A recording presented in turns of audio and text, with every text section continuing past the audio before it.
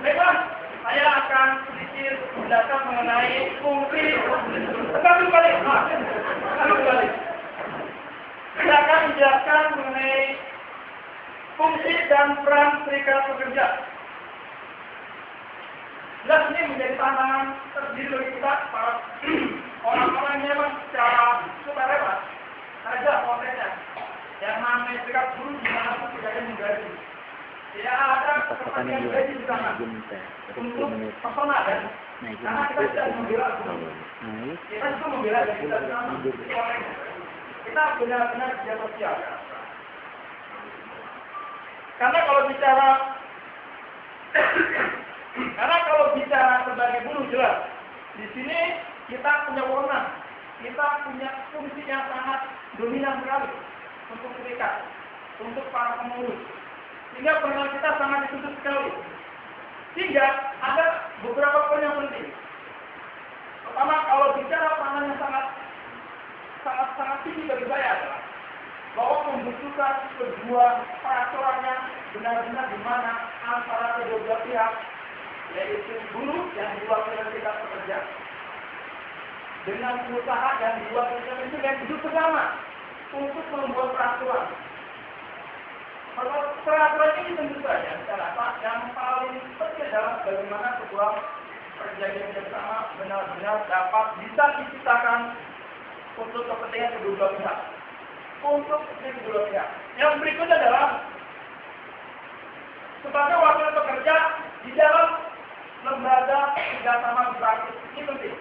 Di samping kita mempunyai PKB, kemudian kita juga mampu melakukan perselisihan dengan baik dengan win-win solution. Ada hal seperti sama. Kita di sini menjadi salah satu wadah juga. Yang tentu wadah ini harus benar-benar dimonitor oleh serikat pekerja. Di mana wadah kerjasama yang biasa kita kenal dengan LKS ini benar-benar bisa dilakukan dengan baik. Karena ini bagian daripada mengurangi gesekan yang terjadi manakala perselisihan dapat kita lakukan lebih dini. Itu adalah sebagai sarana untuk menciptakan hubungan industrial yang harmonis, yang dinamis, dan berkeadilan. Jelas di sini. Bagaimana harmonisasi kita ciptakan? Ini penting. Harmonisasi di mana antara pekerja dengan para pemberi kerja benar-benar menjalankan hubungan yang baik. Kemudian kita bicara dinamis. Semuanya bergerak. Tidak ada stagnan. Perusahaan itu sama. Mereka butuh yang namanya banyak order. Mereka butuh pengembangan. Kita pun butuh sama. Kita mesti sama-sama harus bekerja juga. Perusahaan maju tentu ada kurang maju. Majunya sebuah perusahaan ini dapat dilihat dari mulai kesejahteraan para buruh. Kemudian ini tercipta oleh sebuah kondisi keadilan sebenarnya. Keadilan itu di mana? Adil belum tentu itu bisa merata. Adil bisa relatif. Tetapi mayoritas kalau semuanya merasakan hasil yang baik, keadilan akan selalu tercipta. Ini sesuatu yang memang sangat sulit, tetapi kalau kita menjaga berhasil. Kemudian sebagai sarana menyalur aspirasi dalam memperjuangkan hak dan kepentingan anggota jelas. Para fungsional peran kita harus berkonsen di sini. Karena kalau bicara aspirasi anggota jelas, aspirasi itu dalam bentuk apapun aspirasi. Saya mulai pendapat. Tentu memang pendapat yang selalu jadi sebuah aspirasi. Tentunya aspirasi di sini memang karena wadahnya wakil pekerja adalah serikat pekerja. Kemudian sebagai perencana, pelaksana dan penanggung jawab pemubukan jelas. Dimanapun yang namanya terjadi sebuah perselisihan, ini karena diawali sebuah proses pendingan antara wakil-wakil pengurus ataupun pengurus sendiri dengan pihak manajemen mengalami stagnasi. Mengawasi staf, tidak ada keputusan yang pasti. Jalan satu-satunya bagi buruh biasanya jalan terakhir adalah mogok. Tidak ada pilihan kecuali mogok kita. Yang penting mogok semuanya. Tidak pasti itu. Tetapi ini menjadi poin terakhir. Poin terakhir, jangan sampai mogok dilakukan. Karena di mana pemogokan terjadi, biasanya kasusnya akan berlangsung lama. Tidak ada kasus yang berlangsung dengan cepat dengan lapangan mogok. Dimanapun pemogokan ini menjadi solusi terakhir. Nah, kemudian kita bicara peranan serikat pekerja. Bagi saya ada 3 komponen penting untuk peranan serikat pekerja. 3 komponen ini jelas. Ini 3 komponen yang memang menjadi komponen utama di dalam peran serta serikat pekerja. Apa komponen itu? Yang pertama adalah anggota. Jelas. Kita tidak mungkin bekerja tanpa anggota. Karena pekerjaan kita itu atas dasar anggota.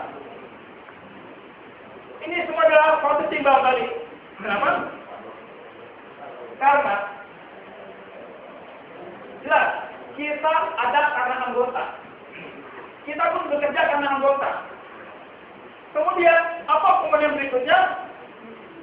Adalah manajemen. Nah, kita sebagai wakil guru tidak mungkin kita meminta tanpa ada manajemen.